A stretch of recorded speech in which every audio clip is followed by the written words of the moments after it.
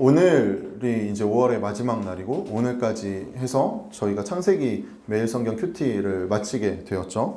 이제 요셉의 죽음이 오늘 이제 기록이 됩니다. 요셉이 이제 이집트에서 가나안으로 돌아가게 될 때가 올 텐데 그때 나의 유고를 함께 가져가 달라고 유언합니다. 그리고 우리가 알듯이 그 이후 한 약 400년 정도의 시간이 지나서 이제 이집트에서 노예로 살던 이스라엘이 광야를 향하게 되죠. 가나안을 향하는 발걸음을 내딛게 됩니다. 그때 하나님은 이 광야에 있는 이스라엘 백성에게 제국의 질서인 이집트의 질서에서 살지 않도록 하나님의 질서인 하나님의 율법, 이 십계명과 율법을 모세를 시내산에 불러서 가르쳐 주십니다. 그리고 나서 다시 또 시내산에 부르셔서 하나님이 뭘 말씀해 주시죠? 일어난 지 얼마나 됐죠? 1시간 반. 그러면 그럴 수 있어요. 성막을 짓는 방법에 대해서 말씀해 주셔요. 그래서 사실 출애굽기를 읽다가 큰 좌절을 느끼게 되는 것은 생각보다 그 스펙타클한 거는 굉장히 짧고 그 율법과 성막을 만드는 게 훨씬 많은 부분을 출애굽기 안에 차지하고 있다라는 것입니다. 그래서 성막의 설계도를 건네주시고 그래서 이제 모세와 이스라엘 백성은 성막을 만들어서 광야를 다니고 이후에 여호수아가 모세의 뒤를 이어서 가나안 땅에 들어가게 될 때 그 성막을 실로라는 곳에 두게 되고 실로는 그래서 성소가 되게 됩니다. 하나님께서 성막을 이스라엘 백성에게 주신 것은 굉장히 사실 많은 신학적 함의가 있지만 무엇보다 이스라엘과 함께 계신다라는 의미였죠. 그래서 거룩하신 하나님께서 성소를 통해 이스라엘 백성과 소통하며 죄로 인하여 부정해진 이스라엘 백성이 이 성소 안에서 죄와 오염을 닦아내면서 하나님과 함께하는 삶을 살았던 것이 바로 그 성소에서 이루어지는 일이었습니다. 그런데 하나님과 함께 걸었던 시간은 끝이 나고 이제 하나님은 실로 성소에 계신 분이 된 것이죠. 이게 굉장히 중요한데 사사기에서 그때는 왕이 없으므로 각기 자기 소견에 옳은 대로 행하였다라는 것은 물론 사람들이 자기 뜻대로 하고 싶어서 하는 것이 너무나도 강해져서 일어난 것이기도 하지만 동시에 그들의 인식에 하나님은 실로 성소에 있는 분이라는 확신이 굳어졌기 때문입니다. 이것은 오늘 우리의 삶도 마찬가지죠. 우리의 직장에서 하나님의 뜻을 구한다는 것은 사실 우리가 굉장히 자주 이야기하고 고민하는 것이긴 하지만 나이브한 이야기입니다. 하나님이 뭐 밥 먹여주나? 내가 직장 상사한테 잘 보여야 되는데? 내가 뭐 원장님한테 잘 보여야 되는데? 이건 내가 하는 건데? 라는 생각이 너무 당연하기 때문이죠. 그러면 하나님한테 맡겨드린다는 것은 내가 아무것도 안 하고 여기서 기도하고 뭐 큐티만 하는 것인지 너무나도 애매하고 그렇다 보니 자연스럽게 내 곁에 있는 교회를 다니지 않고 예수님을 믿지 않는 동료가 하듯이 똑같이 가정 안에서도 그저 내가 배워온 어떤 윤리와 도덕 규범 안에서 행하는 것, 내 삶을 대하는 방식에서도 내가 그래도 과거에 자라온 대로 내가 뭐 부모님 혹은 친구, 동료, 선배를 보고 살아간 대로 살아가는 것이 굉장히 당연합니다.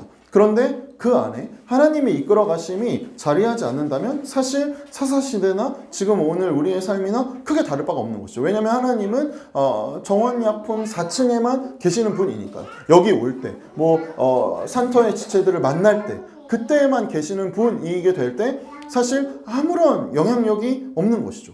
왜냐하면 그때에만 만나는 거고 그때에만 행하는 것이니까요. 그래서 이 가나안에 있는 이스라엘의 백성들이 그 상황 가운데 놓여 있었던 것입니다. 당연히 내 귀에 보이고 내 귀에 들리고 내 눈에 보이고 내 손에 만진 바 되는 바알과 아세라가 그래서 가나안 사람들은 거기에 농사를 지을 때마다 예배를 드리고 제사를 드리니까 진짜 비가 오더라는 것이죠. 비가 오니까 그러면 농사를 지을 때는 이렇게 하는 거구나. 그러니까 농사를 지을 때 바알과 아세라 섬기고 하지만 나는 그래도 이스라엘의 그 정체성을 갖고 있으니까 어떻게 해요? 성소에 가가지고 하고 이 시대를 어떻게 이야기하냐면 사무엘상 3장 1절 3장 1절 우리 태산이 사무엘처럼 커야죠. 어디 갈 거예요? 성소로 갈 거예요? 엘리 제사장한테 가면 안 되는데 어쨌든 어린 사무엘이 거기 읽어볼까요? 3장 1절 시작. 어린 사무엘이 엘리 곁에서 주를 섬기고 있을 때이다. 그때는 주께서 말씀을 해주시는 일이 드물었고 환상도 자주 나타나지 않았다. 지금 어떤 상황이에요? 실로의 성소에 엘리가 대제사장으로 있고 사무엘이 그곳에서 자라나고 있었어요. 그런데 그때가 어떤 때냐면 주께서 말씀해 주시는 일이 드물었고 환상도 자주 나타나지 않았다라는 거예요.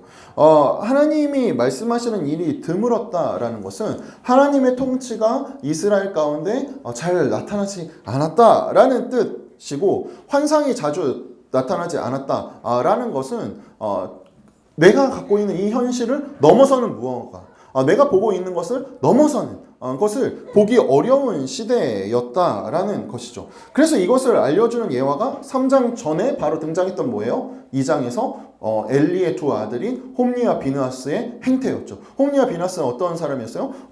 그냥 우리 아빠가 제사장이니까 나도 제사장이야.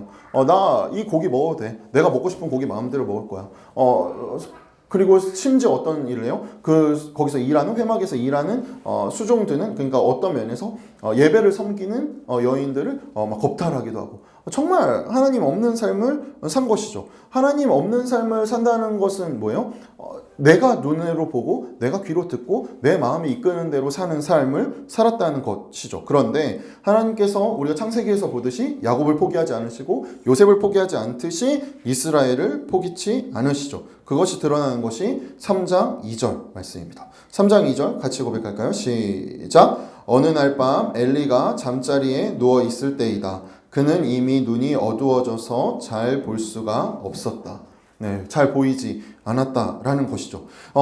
이 눈이 어두워졌다는 것은 사실 엘리가 늙었음을 의미하기도 하지만, 성경에서 우리가 자주 보듯이 굉장히 그 사람이 어땠다라는 것은 단순히 외형만 의미하는 것이 아니라 그의 어떠한 성정, 그의 어떤 삶의 태도를 의미하는 것이죠. 그러니까 엘리에게 분별력이 떨어졌다라는 것이죠. 정말 그런 것이 두 아들을 어쩌지 못하잖아요, 엘리가. 그래서 하나님이 너가 나보다 그를 더 사랑했기 때문이다 라고 말씀하시는 것처럼 말이죠. 그런데 여기가 끝이 아니었죠. 3절 개역개정판으로 오랜만에 이 번역이 굉장히 멋지게 저는 되어 있는 것 같아서 같이 고백할까요? 시작!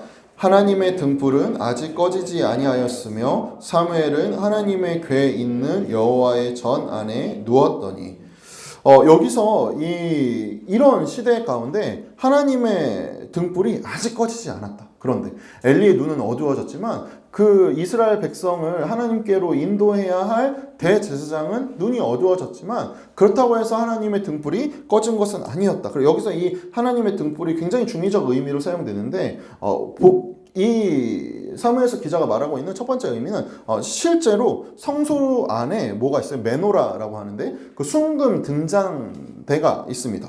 그래서 이 순금 등잔대에 감람유를 붓는 거죠. 우리로 따지면 이제 올리브 오일을 부어가지고 밤새도록 이제 불이 나도록 밝혔고, 그 등잔대가 의미하는 것은 하나님의 임재가, 그 빛이 이 성소 안에 있다. 우리 빛이 있잖아요. 이 빛이 이 안에 있다라는 것은 무엇을 의미하는 거예요?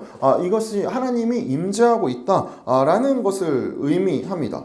그리고 더불어 하나님의 궤는 이 하나님의 말씀, 모세에게 주신 그 말씀이 들어있는 그 언약궤, 이것은 무엇을 의미하냐면 하늘에 계신 하나님의 보좌가 이 땅 가운데 있다 하는 지상의 보좌를 의미하는 것이었습니다. 그래서 하나님이 처음에 성막을 주시고 그 성소를 이렇게 만들어라 하실 때 하나님이 뭐라고 말씀하셨냐면, 출애굽기 25장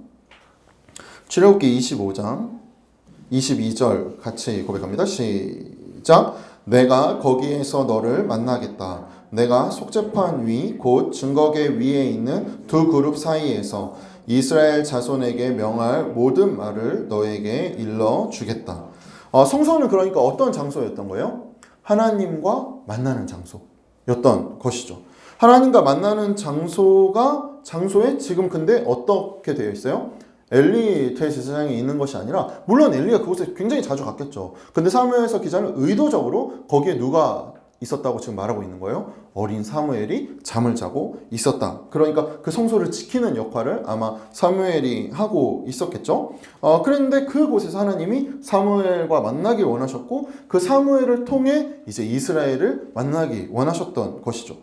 잠을 자던, 약간 뭐라 그럴까, 사찰 집사님처럼, 옛날에 사찰 집사님 계셔가지고 교회 지키시고 그러셨잖아요. 그렇게 잠을 자던 사무엘의 귓가에 사무엘아 사무엘아 라고 부르는 소리가 사무엘 귀에 들린 것이죠. 근데 생각해보면 아마도 엘리가 나이가 들고 눈이 어두워졌으니까 자다가 종종 사무엘을 불러가지고 야, 나 좀 화장실 좀 가야 될 것 같아. 나 지금 일어나려고 하는데 너무 힘드니까 나 좀 부축해줘. 이런 일이 좀 잦지 않았을까? 왜냐면 그 이야기를 듣자마자 어디서 이 소리가 들리지? 라고 하는 것이 아니라 사무엘이 어떻게 해요? 엘리에게 다가간 거죠.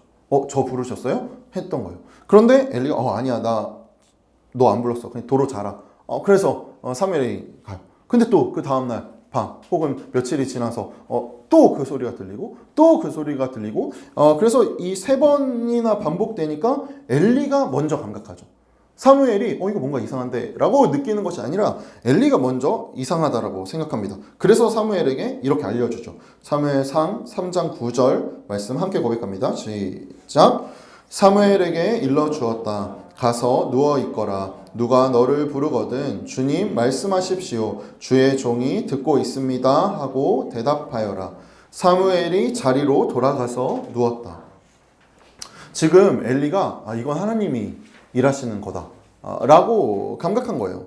근데 굉장히 중요한 건 지금 보면 사무엘이 하나님이 말씀하시는지 못 알아듣고 있었죠. 그런데 하나님이 야, 내가 말했는데 너 못 알아들으니까 나 다른 사람 불러야겠다. 나는 저기 동탄 사는 태산아, 홍태산 이렇게 태산이 너무 소중한데 이렇게 하지 않으셨다는 거죠. 이게 사실 굉장히 중요합니다.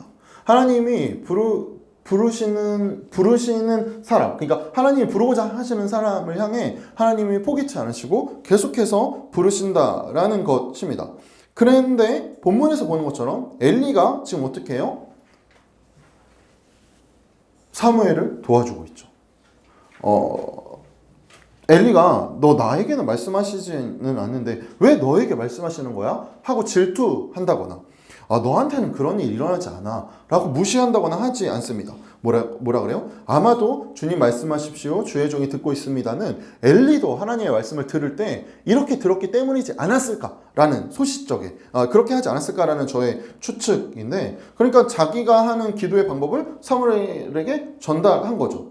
그리고 동시에 뭐예요? 더 이상 내 귀에는 들리지 않는 하나님을 인정하고 더불어 그 말씀을 들을 수 있는 다음 세대인 사무엘을 존중하는 것입니다. 근데 이후에 우리가 또 보게 되겠지만 사실 이 엘리의 태도는 이후에 나타난 사울의 태도와 굉장히 대조됩니다. 사울은 어떻게 해요? 다윗을 인정하지 못하죠. 아니 내가 왕인데 무슨 하나님이 다윗을 세우냐. 그 질투와 그 분노가 그를 잠식합니다. 그런데 사울은 사실 굉장히 좋은 사람이었어요. 굉장히 멋진 사람이었어요. 그것도 우리가 보게 되겠지만 근데 인정하지 못하죠. 그리고 또 뭐 인정하지 못해요? 나를 이끌어줄 사무엘이 없다라는 사실도 인정하지 못합니다. 그래서 죽은 사무엘을 막 불러내려고 온갖 수를 다 쓰기도 하잖아요. 그런데 어린 사무엘은 어때요? 엘리의 도움을 지금 받고 있는 거죠. 이 사무엘이 어떤 상태였는지를 3장 7절에서 사무엘 기자가 이렇게 알려줍니다. 같이 고백할까요? 시작! 이때까지 사무엘은 주를 알지 못하였고 주의 말씀이 그에게 나타난 적도 없었다. 사무엘은 너무 올바르게 잘 살아서 너무 신실해서 하나님이 사무엘을 부르신 것이 아니라는 사실을 우리가 반드시 기억해야 합니다. 성경 인물이 뭔가 대단해서 모세는 이렇잖아, 다윗은 이렇잖아, 바울은 이렇잖아 라고 하는 순간 어떻게 돼요? 나도 모르는 사이에 성경과 나는 크게 상관이 없죠.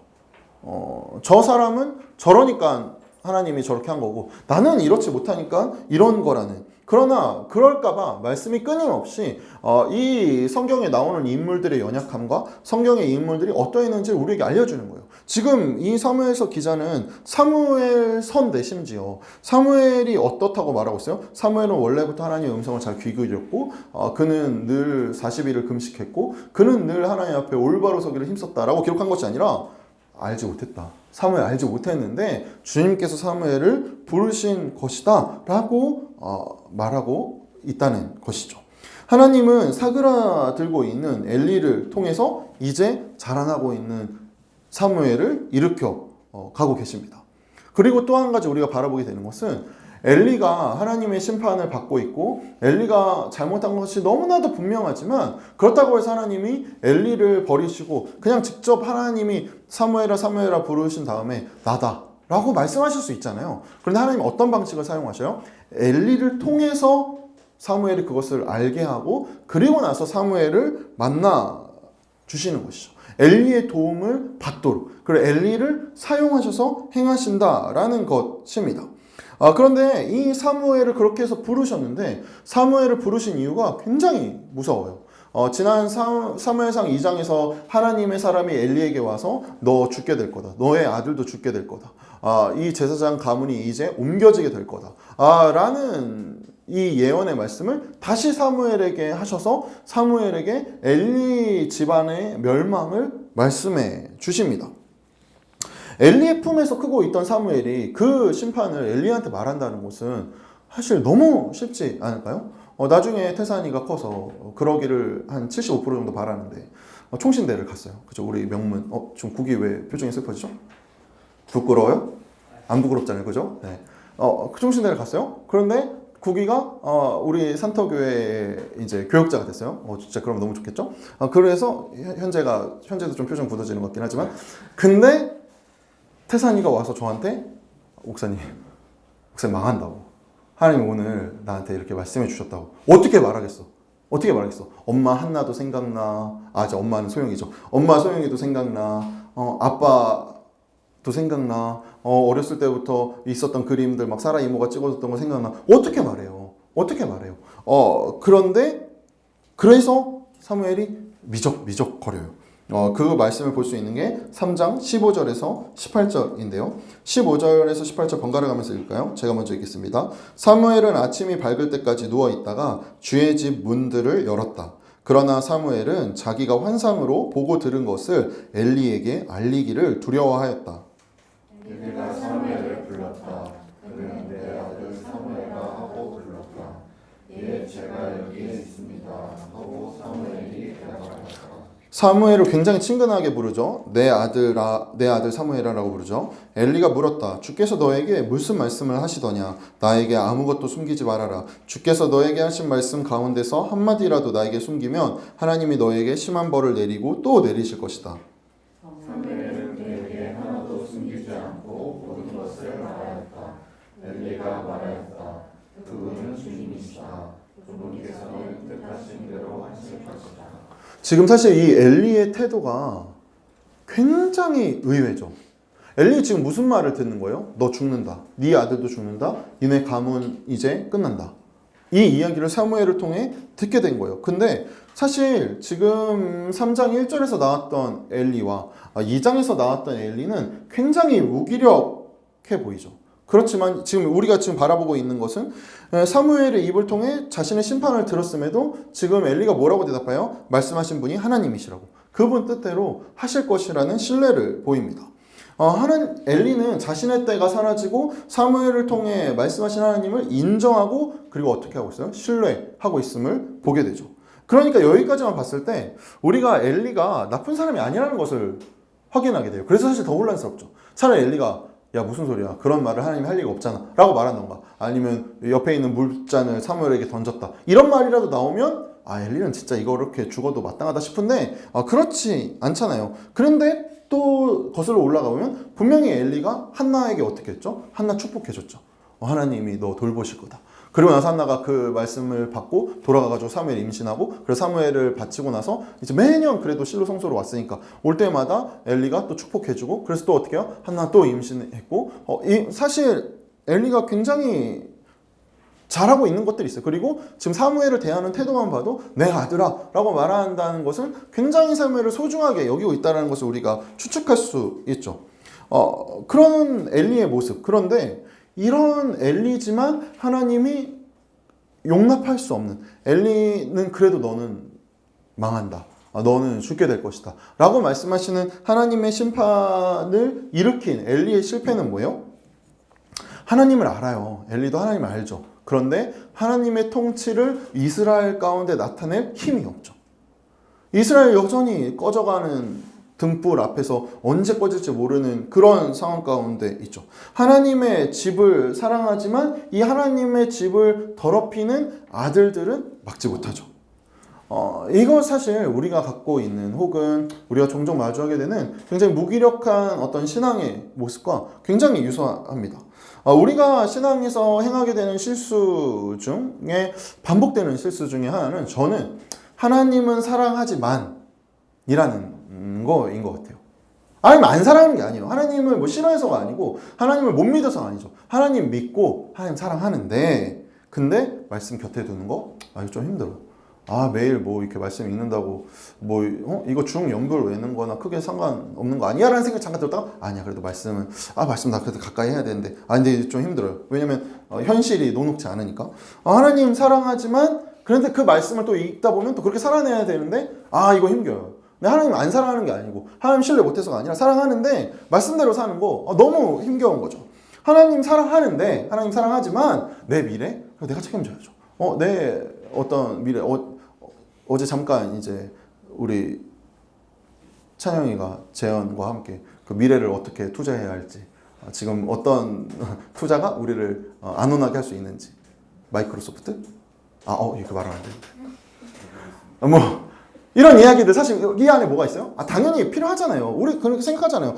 이 정도는 나도 이렇게 고민하고 해야지. 근데 하나님 사랑하는데 내 통장 내가 관리하고 내가 하는 것은 내 재정은 내가 하는 것. 하나님 사랑하지만 용서하라는 말씀을 들을 때 내가 할 수 있는 만큼 하나님 저는 이 사람은 용서할 수 있는데 이 사람은 용서하지 못해요. 이거 사실 우리의 신앙 안에서 굉장히 강력한 엘리의 모습이죠. 하나님은 안 사랑해서가 아니에요. 하나님 사랑하는데 그 정도까지는 아닌 거죠. 내 두려움이 더 크고 내 불안이 더 크고 나를 움직이는 것은 이 현실이라는 사실이 더 부유하기 때문이죠. 저만 해도 말씀을 전하고 교우들의 삶을 살피고 그래서 그 말씀의 칼날 끝에 저를 세우면서도 동시에 그래도 이 일은 또 이렇게 해야지. 교회는 뭐 이런 거지. 란 하나님 앞에 묻지 않고 그냥 교육자 세계 안에서 말하는 흔한 말들 어떤 흔한 논리들로 말하면서 그러다 그래도 내가 너무 이렇게 하는 거 맞나? 그럴 때 이제 저를 위로하는 건 심판도 있지만 용납이 있지. 말씀에 순종해야 되지만 동시에 말씀에 순종하지 않더라도 나를 이끌어가는 은혜가 있지.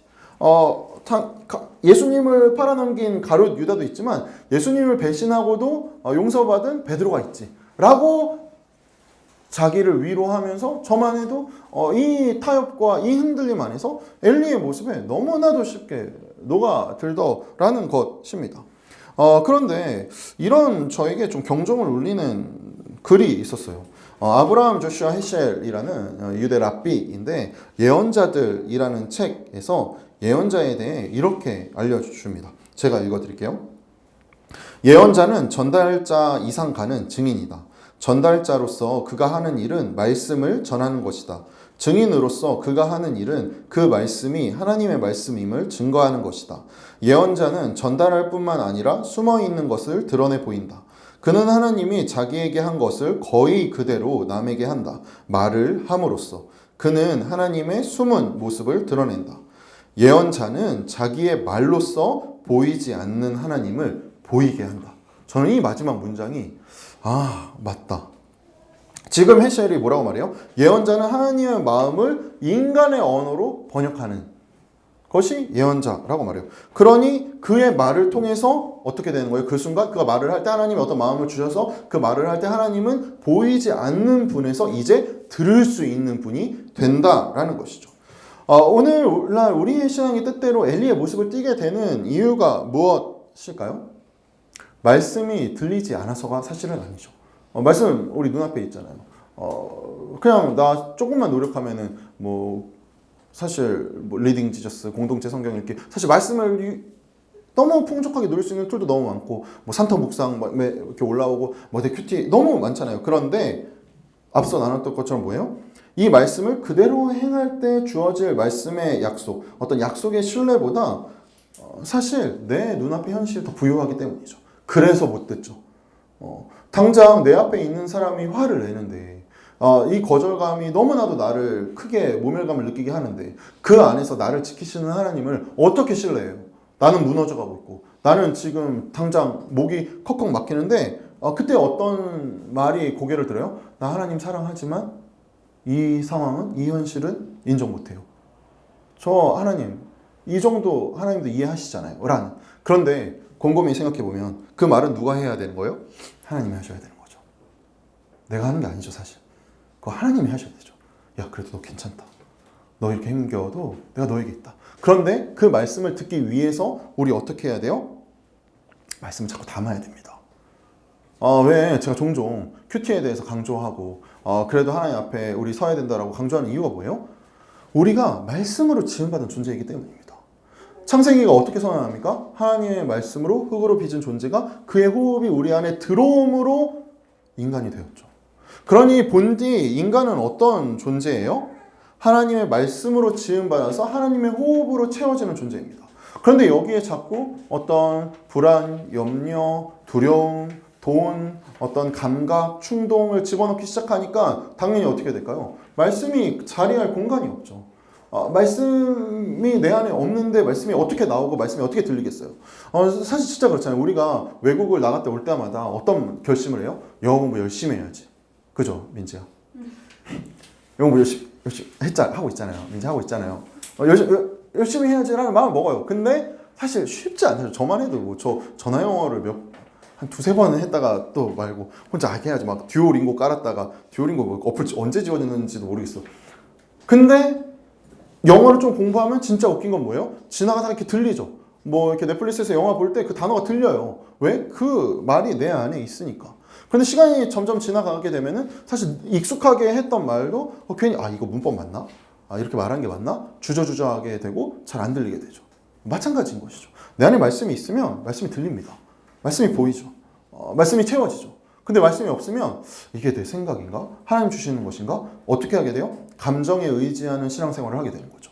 어떤 충동에 의지하는 신앙생활을 하게 돼요. 그러면 당연히 어떻게 돼요? 갑자기 뭔가 내가 충동적으로 무언가를 해놓고 이거 하나님이 나에게 용기 주셔서 라는 말로 하게 돼요. 그런데 여러분 생각해 보세요. 용기와 희망은 어떤 목적이 확실하지 않으면 사실 어떤 용기가 난다, 희망이 주어진다는 것은 굉장히 좀 공허한 말이 됩니다.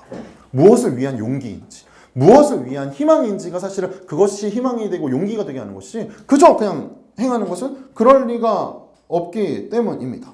그러니 이 무력해지는 이 모습에서 우리가 점점 어떻게 돼요? 하나님 앞에 멀어지게 될 수밖에 없는 것이죠. 그런데 우리가 반드시 기억해야 하는 것은 우리 안에 너무나도 명확한 엘리의 현실이 있지만 동시에 엘리를 넘어서는 사무엘을 부르시는 하나님이 오늘 우리의 하나님이시라는 것입니다. 그 하나님이 기꺼이 자신을 예수 그리스도를 통하여 우리에게 내어주시고 그렇게까지 해서라도 우리의 삶을 붙잡으시는 분이 하나님이시라는 것이죠. 본문으로 돌아와서 어린 사무엘이 자신이 들은 말을 어떻게 해요?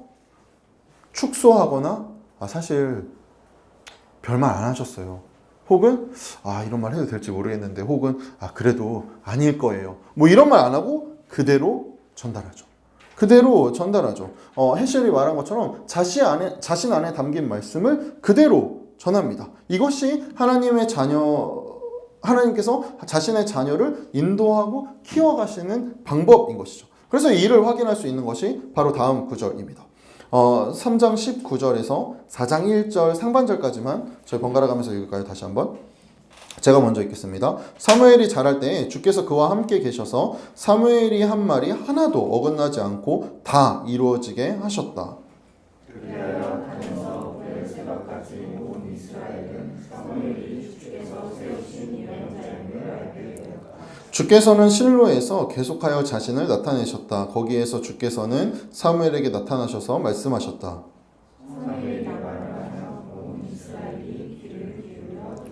지금 20절에서 단에서 브엘세바까지라는 말은 할라에서 백두까지라는 말과 굉장히 유사한 관용어입니다.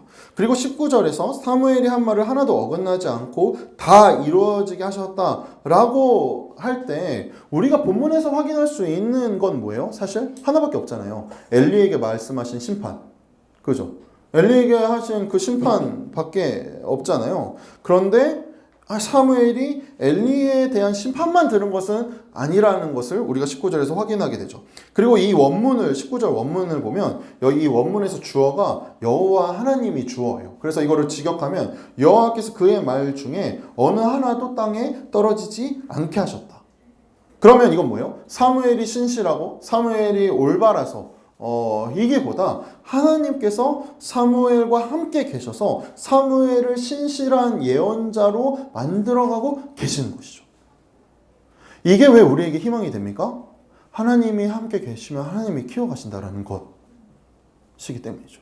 내가 그래도 똑바로 살면, 내가 그래도 이렇게 하면, 그러면 하나님이 이렇게 해주시겠지. 그거는 남녀 호랑개교도 어떤 다른 종교도 다 그래요. 내가 공양미 300석 바치면, 그런데 복음은 무엇입니까? 아니죠. 그분이 나와 함께 계심으로 내가 순종하게 되는 것이죠. 그분이 나와 함께 하심으로 내가 그 은혜로 인하여 반응하게 되는 것이죠. 이게 뭐 신약에만 나타나고 예수 그리스도에 나타나는 게 아니라 구약에서부터 계속해서 일하고 있는 하나님의 일하심인 것입니다. 그래서 사무엘서 기자는 이 에피소드를 통해서 사무엘이 이제 진정한 예언자로 이스라엘에 등극했음을 보여주죠. 그런데 이 과정이 뭐예요? 엘리의 실패를 정직하게 마주하는 것. 사실 이거 얼마나 버겁겠어요. 그래서 저는 사실 이 말씀 묵상하다가 너무 좀 잔인한 거예요. 굳이 사무엘에게 또 두 번째 말씀을 그 마음을 담으셔서 굳이 엘리에게 또 너 망한다. 네 아들 죽게 될 거다. 이 말을 굳이 하셨어야 했을까? 그런데 제가 이 말씀을 묵상하다가 곰곰이 그냥 제 안에 담게 된 마음은 하나님께서 엘리의 실패를 사무엘의 마음에 새겨놓고자 하신 것은 아니었을까라는 생각이 들었어요. 왜 그래요? 사무엘은 이제 그냥 개인의 삶이 아니기 때문이죠. 이스라엘에게 하나님의 말씀을 전달하는 존재이기 때문입니다. 이게 사실 우리가 목회자인 저는 더 엄격하게 이 앞에 있어야 하겠지만 성도의 존재는 어떤 존재인 것입니까? 바로 우리 안에 죄악된 실패를 직면함으로써 그 실패 안에서 맞아. 정말 하나님이 두려운 분이시지. 정말 하나님이 이런 분이시지. 적절하게 뭔가 타협해서 이것도 괜찮고 저것도 괜찮은 분이 아니시지라는 사실을 감각해야 하는 것이죠. 그래서 오늘 본문을 통해 우리가 이 하나님의 임재와 말씀이 우리 가운데 어떻게 주어지게 되는지를 바라보게 됩니다. 이 말씀이 단지 어떤 우리를 위로한다거나 단지 우리의 잘못을 꼬집는다거나 내가 긴가민가 할 때 챗GPT나 제미나이처럼 이건 이렇게 하면 돼요 라고 알려준다거나 하는 용도가 아니라는 것이죠. 말씀은 무엇이기 때문입니까? 살아계신 하나님이시기 때문입니다. 살아계신 하나님은 어떤 존재예요? 앞서 나눴던 것처럼 거룩하신 분이죠. 그분이 거룩하시기에 너희도 거룩하라라고 이걸 레위기랑 계속해서 민수기, 신명기 계속 나오잖아요. 내가 거룩하니 너희도 거룩하라. 이거 무슨 말씀일까요? 반대로 말하자면 너희 거룩하지 않은 존재가 아니야. 너희 이집트 사람과 같은 존재가 아니야. 너희 가나안 사람과 같은 존재가 아니야. 너희 내 백성이야. 너희 나 닮은 존재야. 그러니 하나님께서 세상의 자녀로 우리를 보내신 것이 아닙니다. 세상 안에서 하나님의 자녀답게 키워가시는 것이죠. 그러니 하나님이 원하시는 건 뭐예요? 우리가 하나님의 자녀답게 키워가시는 것이 목적인 거죠. 그 목적 안에서 고통도 있고 고난도 있고 하나님의 두려움도 있고 하지만 동시에 하나님의 사랑도 있고 하나님의 엄청난 어떤 놀라운 영광이 있는 것이지 그냥 단순히 어떤 이런 파편화 돼가지고 그래 맞아 이 말씀 읽으니까 내 마음이 좀 편안해지는 것 같아. 말씀 읽으니까 내가 뭔가를 결정할 때 더 좋은 선택할 수 있을 것 같아. 이거는 사실 굉장히 부수적인 것이라는 것입니다. 구약에서 이 거룩이라는 단어가 진짜 많이 들었을 텐데 히브리어로 뭐예요? 카도시죠. 이 카도시가 뭘 의미해요? 잘라내다를 의미하죠. 뭔가를 덧대우고 더 충만하게 하는 것이 거룩이 아니라 내 안에 있는 하나님답지 못한 모습을 잘라내는 게 거룩이라는 것입니다. 그러면 이건 뒤집어서 말하면 또 어떤 게 돼요? 내 안에 이미 하나님스러운 게 있다는 것이죠. 내 안에 선한 마음, 내 안에 뭔가 그래도 하나님스럽게 어떤 창조함을 즐거워하고 누군가의 삶을 보며 이렇게 누리고 여유롭고 하는 것도 뭐예요? 하나님이 나를 만드시면서 내 안에 생겨난 마음이잖아요. 당연히 제가 누구 닮았겠어요? 송근한, 조성숙을 닮았겠죠. 송근한과 조성숙을 닮은 거를 사실 근데 저는 잘 몰라요. 왜냐면 전 늘 같이 살았으니까. 그런데 결혼했더니 아내가 여보 근데 걸음걸이가 진짜 아버지랑 진짜 똑같아. 목소리가 진짜 아버지랑 비슷한 것 같아. 여보 얼굴이 어머니 닮은 것 같아. 근데 사실 전 모르거든요. 몰라요. 저는 그냥 다르죠. 나는 그냥 내가 걷는 대로 걷는 존재고 내가 말하는 대로 말하는 존재인데 근데 마찬가지인 것이죠. 우리가 하나님의 자녀라는 것을 사실 우리가 하나님 안에 있으면 그렇지 나는 하나님의 자녀. 쉽지 않아요. 그냥 사는 거예요. 그냥 살아가는 거죠. 하나님 안에서 살아가는 거죠. 그런데 어떻게 되는 거예요? 바깥에서 보는 거죠. 뭔가 다른데? 너는 좀 다른데? 그래서 안디옥 사람들이 예수님을 믿는 예수님의 제자들을 뭐라고 부르기 시작해요? 16장에서 그리스도인이라 부르잖아요. 바깥에서 불러주는 거예요. 우리의 정체성은 내가 그렇지 나 말씀 열심히 읽어서 나 이런 멋진 그리스도인 돼야지 하는 게 아니라 우리는 하나님께 지어진 존재이니까 그 방식대로 살아갈 뿐이고 우리에게 정체성을 부여해주고 우리를 부르는 거는 누가 하는 거예요? 세상이 말해주는 것이죠. 내 직장 동료가 나와 같이 사는 내 와이프가 내 남편이 말해주는 거죠. 그게 진짜죠. 사실 그게 진짜죠. 지금 우리가 무엇을 보게 됩니까? 지금 광야에서 이스라엘과 함께 하신 하나님께서 하나님을 외면한 이스라엘을 포기치 않으세요. 절대 포기치 않으신다는 것입니다. 아이를 낳지 못한다고 멸시받던 한나를 통해서 사무엘을 허락하시고 그리고 아직 하나님의 음성을 알아채지도 못하는 사무엘을 4번이나 불러가시면서 자신의 말을 사무엘에게 담아내셔서 이스라엘을 붙잡게 하시죠. 하나님이 사랑하시는 우리 산터 가족 여러분, 이 하나님의 열심의 증거가 바로 무엇입니까? 오늘 우리가 대하는 이 말씀인 것입니다. 우리가 나누는 이 말씀이 바로 이 증거지죠. 그러니 이 말씀을 통해서 우리는 무엇을 직면해야 돼요? 내 안에 있는 엘리를 직면해야죠. 적당히 이건 뭐 나중에 나의 죄된 모습, 내 안에 해결되지 않는 문제 적당히 그럴 수 없어요. 정말 그럴 수 없어요. 여러분 생각해 보세요. 제가 찬영이한테 이렇게 선물로 찬영이 요즘 갖고 싶은 거 없지? 다 가져서. 뭐 있어? 말해봐요. 페이스북 나온 VR. 나도. 몰입하면 안 되는데 순간. 네. 그 VR 찬영이 너무 갖고 싶어요. 그래서 제가 그 VR을 찬영이한테 선물해 주려고 하는데 그런데 어쩌다가 보니까 제가 실수로 화장실에 떨어뜨렸어. 하필 그 화장실에 더러운 똥이 좀 묻어 있었어. 그런데 그거 똥 묻은 채로 찬영이한테 주겠어요? 안 주겠어요? 안 주겠죠. 어떻게 해야 돼요? 닦아야 되죠. 닦으려면 어떻게 돼요? 내 손에 뭘 묻혀야 돼요? 더러움을 묻혀야 되죠. 이거 너무 중요한 신앙의 원리입니다, 여러분. 내가 죄악을 직면하지 않으면 그거 누가 닦아줘? 그거 누가 해결하겠어요? 그런데 그걸 닦으면서 동시에 어떤 일을 하게 되는 거예요? 이 선물이 얼마나 소중한지, 동시에 내가 이걸 어떻게 앞으로 전달해야 하는지, 내가 어떻게 놓치면 안 되는지가 내 안에 감각되면서 사실은 내 지난날의 과거가 나를 붙드는 것이 아니라 하나님 앞에 완성된 내 존재가 나를 이끌어가는 삶을 살게 되는 것이, 이것이 신앙인 것입니다.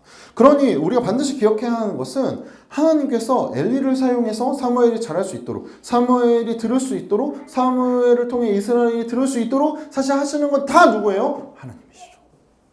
결국 하나님이시라는 것입니다.